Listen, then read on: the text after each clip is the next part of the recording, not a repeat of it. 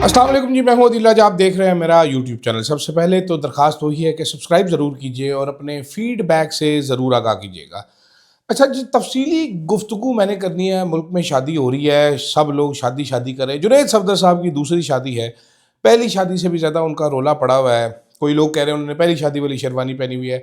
मरियम औरंगज़ेब का लुक जो है वो सबको बड़ा सरप्राइज़ कर रहा है।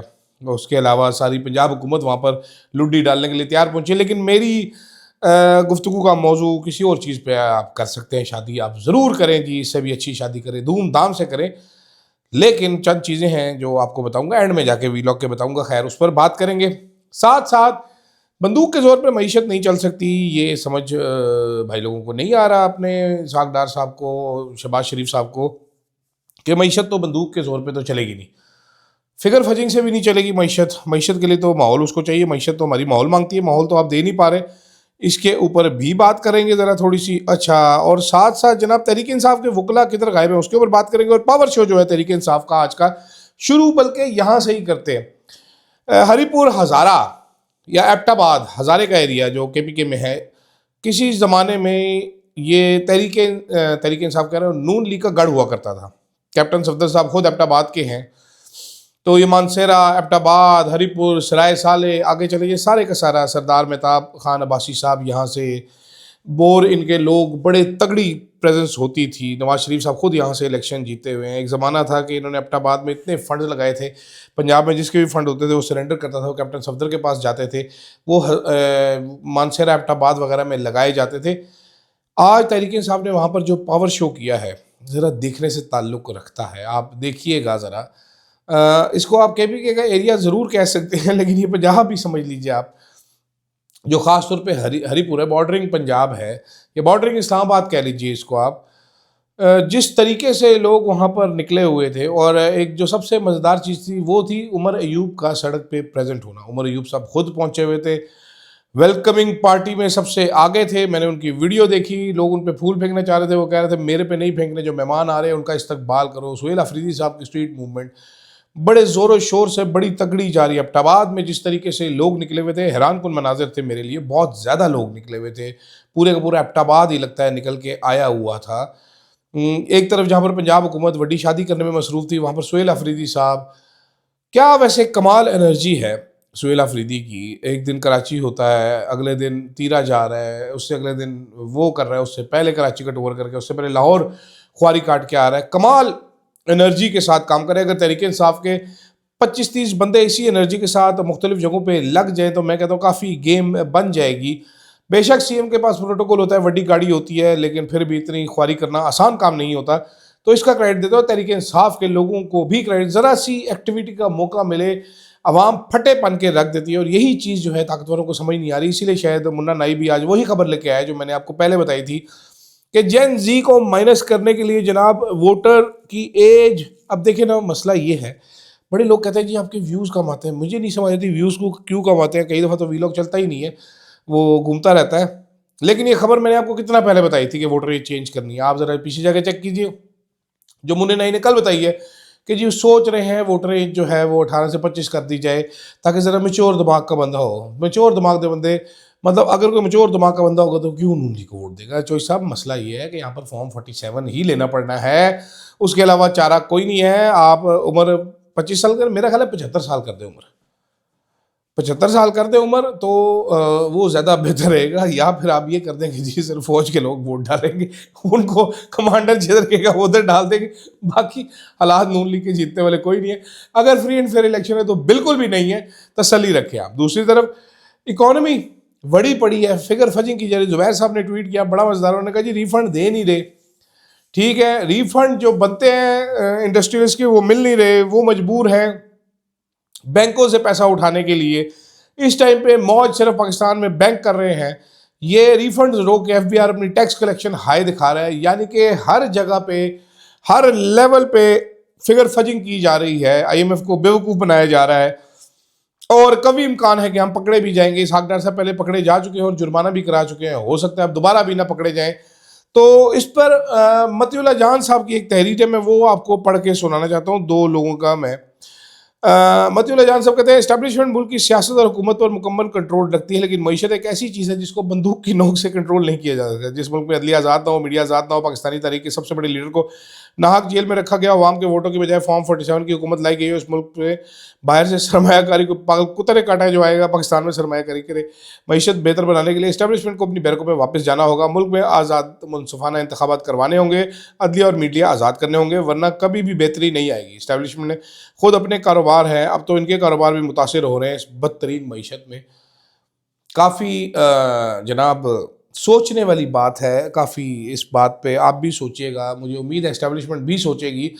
बंदूक की ज़ोर पे अगर मईशत अच्छी हो सकती होती तो पहला डिक्टेटर का भी नहीं हिलता, मुशर्रफ कर लेता, सारे कर लेते। ऐसे हो नहीं सकती बेहतर, और ऐसे होती भी नहीं है। अच्छा, आगे तहरीक इंसाफ के वकला किधर बढ़ गए हैं जी, ये नहीं समझ आ रही। तहरीक इंसाफ के वकील किधर गए? फैसलाबाज खर ने एक टाइमलाइन दी है, वो आपको बताता हूँ कि जी 11 सितंबर 2025 को इस्लामाबाद हाई कोर्ट के चीफ जस्टिस आजम खान ने इमरान खान पर पूरे पाकिस्तान में दर्ज मुकदमात की तफसीली रिपोर्ट मांगी। 4 माह से केस समाअत के लिए मुकर्रर नहीं हुआ। अच्छा, दूसरा जी है जनवरी 2026 को तोशाखाना 2 में बरियत की दरखास्तें दायर होती हैं। जस्टिस इनाम ने 19 सितंबर को केस चलाकर समाअत के लिए मुकर्रर करने की तरफ दरखास्त पर समाअत की, दोबारा केस समाअत के लिए मुकर्रर नहीं हुआ और इसी केस में इमरान खान को सजा दी। नंबर 3 है जी अलकादिर ट्रस्ट केस, जनवरी 2025 में दायर हुई थी अपीलें और आखिरी समाअत 16 अक्टूबर को हुई, अब के बाद हो ही नहीं रही डोगरे साहब के बाद। उसके बाद नंबर 4 है तोशाखाना 2 केस में समाअत के खिलाफ अपीलें जो है सजा के खिलाफ 29 दिसंबर को दायर हुई, जो कि अभी तक समाअत के लिए मुकर्रर ना हो सकी। अब ये बात उन्होंने लिखी है, फैसलाबाज खर साहब बड़े अच्छे रिपोर्टर, उन्होंने कहा, वो कह रहे हैं जी कि और बात भी ठीक है कि मानते हैं 26वीं तरमीम आ गई, 27वीं तरमीम आ गई, अदलिया महकूम हो गई, लेकिन इमरान खान के वकला की टीम कहाँ गई? वो टीम तो जोर लगाए ना। इमरान खान 12 कह चुके हैं इस्लामाबाद हाई कोर्ट के बाहर धरना दो, अपने एम को कह चुके, अपनी बहनों को कह चुके, कोई आने के लिए तैयार नहीं है। ये कहाँ की इंसानियत है?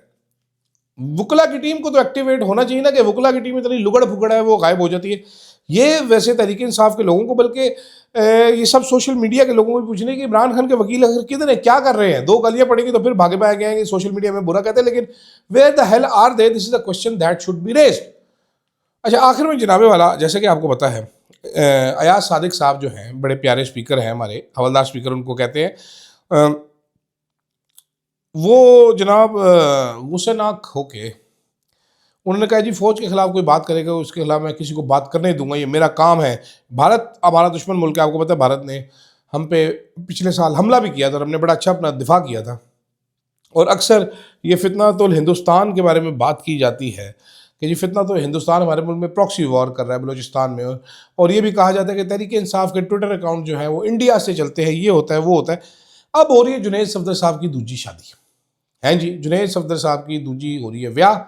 दूजे ब्याह में जनाबे वाला जो इंटरेस्टिंग चीज़ सबसे ज़्यादा है वो है इस टाइम पे ये कि जुनैद सफदर साहब की जो अहलिया हैं, नई लेटेस्ट अहलिया, उनका नाम है शानज़े अली रोहेल। ये रोहेल असगर साहब की पोती हैं शायद, उनसे शादी हो रही है। इन्होंने अभी 2 लिबास इनके सामने आए कि मेहंदी पे इन्होंने एक लहंगा पहना है, बारात वाले दिन आज जो बारात थी उस पर इन्होंने एक रेड कलर की साड़ी पहनी है। जो रेड कलर की साड़ी पहनी है वो है तरुण ताहिलानी, एक डिज़ाइनर है इंडिया के, ये उनकी साड़ी है, ये असल मॉडल ने ये पहनी हुई है, ये इन्होंने पहनी हुई है तरुण ताहिलानी। इसके अलावा जो दूसरा इन्होंने पहना था जनाब वो, और ये तरुण ताहिलानी की वेबसाइट से मैंने लिया है, ये साड़ी $11,000 की साड़ी वहाँ पर लगी हुई है जो इन्होंने पहनी है। ठीक है, हमें आप भाषण देते हैं कि आप जो हैं वो भारत दुश्मन मुल्क है, भारत के मतलब बात की आप दुश्मन हो जाएंगे, आपको गद्दार करार दे देंगे। खुद ब्याह पे इंडियन डिज़ाइनरों के आप लोग लहंगे और साड़ियाँ पहनते हैं। जो मेहंदी वाले दिन इन्होंने लहंगा पहना है वो है इंडियन डिज़ाइनर एक और जिसका नाम है सब्यासाची। ठीक है, सब्यासाची वो डिज़ाइनर है, वो डिज़ाइनर साहब हुजूरे वाला महंगे तरीन डिज़ाइनर है। उनकी हेरिटेज कलेक्शन जो है ना सब्यासाची की, उसका ये लहंगा है हेरिटेज कलेक्शन का, बल्कि मैं खोल ही रहा हूँ वो इमेज सब्यासाची वाला किधर गया, वो मैं दिखा देता आपको। ये भी हज़ारों डॉलर का लहंगा है। तो आप खुद मरीम नवाज़ साहिबा जो इस टाइम पे चाचू 420 जो है वो हमें हर टाइम बताते हैं भारत हमारा असली दुश्मन है, आपके घर में ब्याह हो रहा है उसमें आप लोग हमें इंडियन डिज़ाइनर के लहंगे महंगे पहन के दिखा रहे हैं, हमें आप कहते हैं जी तुसी बड़े गद्दार हो, खोते थे बच्चे हो।